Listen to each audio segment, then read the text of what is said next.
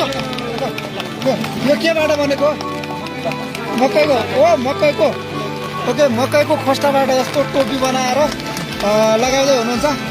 यो चाहिँ हाम्रो यो स्थानीय यो उनको चाहिँ यो यो स्थानीय ओके स्थानीय उत्पादन मकैको टोपी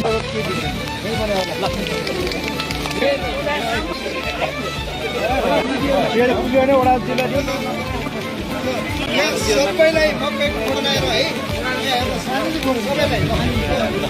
अनि त्यो झोला पनि यही स्थानीय उत्पादन हो